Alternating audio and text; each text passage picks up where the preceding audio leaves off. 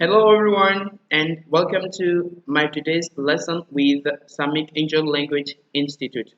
Bonsoir mesdames et messieurs. Bienvenue sur votre chaîne My Today's Lesson with SLI.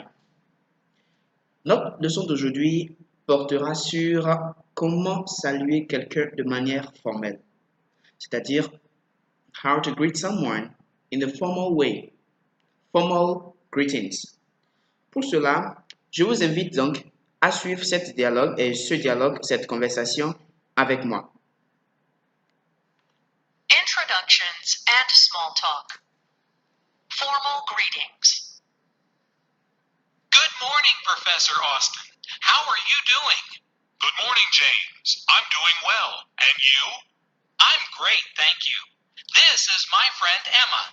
She is thinking about applying to this college. She has a few questions. Would you mind telling us about the process, please? Hello, Emma. It's a pleasure to meet you. I'm more than happy to speak with you. Please stop by my office next week. It's a pleasure to meet you, Professor. Thank you so much for helping us. Don't mention it.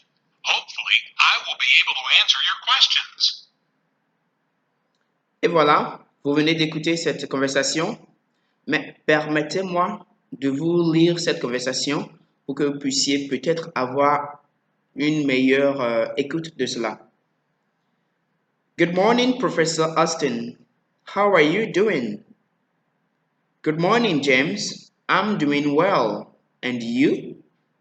I'm great, thank you. This is my friend Emma. She is thinking about applying to this college. She has a few questions. Would you mind telling us about the process, please? Hello, Emma. It's a pleasure to meet you. I'm more than happy to speak with you. Please stop by my office next week. It's a pleasure to meet you, Professor. Thank you so much for helping us. Don't mention it. Hopefully, I will be able to answer your question.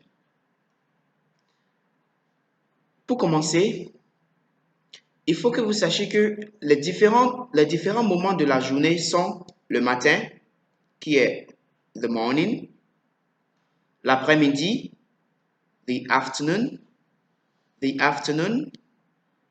la soirée, the evening, et puis la nuit, the night. Pour saluer donc en anglais, il vous suffit de précéder chaque moment de la journée de l'adjectif good.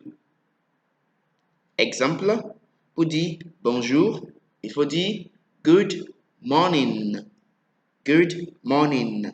Pour dire bon après-midi, bonsoir, c'est-à-dire bonsoir dans l'après-midi, alors là, il faut dire good afternoon, puisque l'après-midi, c'est afternoon.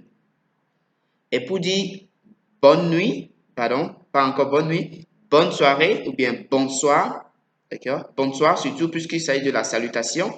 Donc pour dire bonsoir dans la soirée, alors on va dire good. Vous avez trouvé, n'est-ce pas? Donc good evening. Très bien. Alors, mais il faut que vous notiez très bien. Good night n'est pas une salutation. C'est utilisé pour souhaiter bonne nuit à quelqu'un ou pour prendre congé de quelqu'un pendant la nuit. Notez aussi que hello veut dire salut et est utilisé pour saluer à n'importe quel moment de la journée, que ce soit matin, midi et soir. Donc, lui, il est une salutation passe-partout, que ce soit matin, midi ou soir. Vous pouvez saluer quelqu'un en disant hello. How are you doing? How are you doing? Veut dire comment allez-vous? How are you doing? Veut dire comment allez-vous? Et est utilisé pour avoir d'informations sur la santé mentale ou physique de quelqu'un. Voici quelques synonymes de how are you doing? Donc, si vous ne voulez pas dire how are you doing, voici quelques autres expressions que vous pouvez utiliser. On a how are you, que tout le monde connaît. How are you? D'accord? How are you? How is it going? How is it going? How is it going? Et à l'interlocuteur de répondre maintenant, I'm doing fine. D'accord? I'm doing fine. Ou bien I am fine. Ou encore I'm doing well. I am well. I'm doing good. I am good. I'm doing great. I am great. D'accord? Donc, je reviens un peu en arrière pour vous dire que how are you doing? Ce n'est pas, mais ça ne veut pas dire qu'est-ce que vous faites. Ce n'est pas parce qu'il y a le doing là que vous allez penser à qu'est-ce que vous faites. Non. Rappelez-vous, c'est juste une autre manière de dire comment allez-vous. How are you doing? Et je disais tantôt que l'interlocuteur a plusieurs manières de vous répondre. Il peut vous dire, ou il ou elle peut vous dire, I'm doing good, I'm doing well, I'm doing great, I'm doing fantastic, ok? Ou encore, I'm fine, tout court, I'm good, I'm great, I'm well. Il est aussi d'usage de retourner cette question à celui ou celle qui vous l'a posée.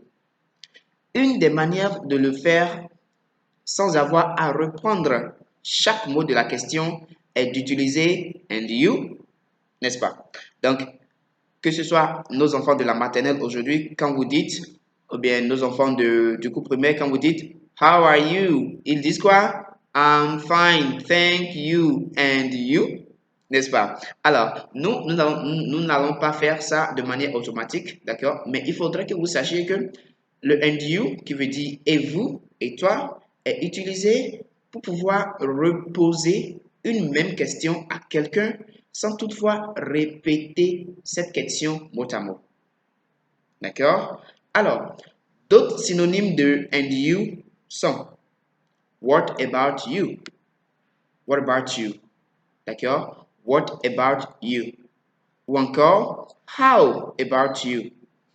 How about you?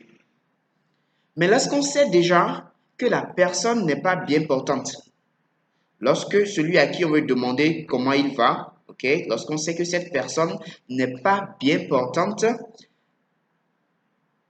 et qu'on aimerait savoir comment elle se sent, comme dans le cas d'un docteur, et son patient, patient, on dit how do you feel? How do you feel? Ou encore, how are you feeling now? How are you feeling now? On peut encore dire, are you feeling better? Are you feeling better? Are you feeling better? D'accord? Très bien. Quelques expressions à retenir alors. On a thank you. Thank you. Thank you. D'accord? Pour prononcer le son TH en anglais, il vous faut mettre votre langue entre les dents. D'accord? Thank you. Vous pouvez dire thank you, qui est plus poli, ou vous pouvez toutefois aussi dire thanks. Thanks. Qui veut dire en anglais merci, ou qui veut dire en français, pardon, merci, ou je vous remercie.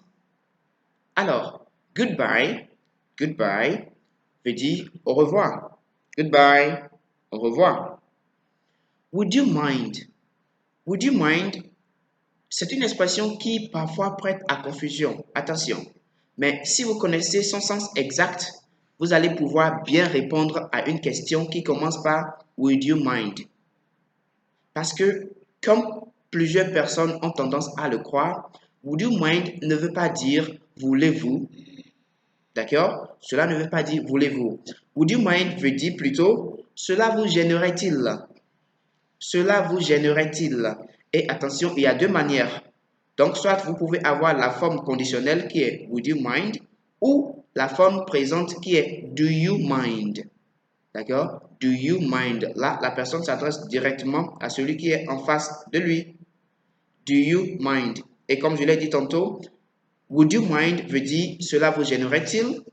Et do you mind voudra alors dire cela vous gêne-t-il? It's a pleasure to meet you. It's a pleasure to meet you. It's a pleasure to meet you. D'accord? Pour dire c'est un plaisir de vous rencontrer. Ravi de faire votre connaissance. D'accord? Alors, s'il y a encore d'autres mots, d'autres expressions que vous n'avez pas compris dans le dialogue, dans cette conversation, alors essayez de nous les faire savoir en commentaire et nous vous offrons aussi l'intégralité de cette conversation et aussi de cette leçon en version écrite dans la description de cette vidéo. Nous vous prions alors de poser toutes vos questions, encore une fois, dans les commentaires pour cette vidéo. Et merci beaucoup pour votre attention. Bonne suite de journée à vous et à très bientôt pour une autre leçon. Until then, bye bye.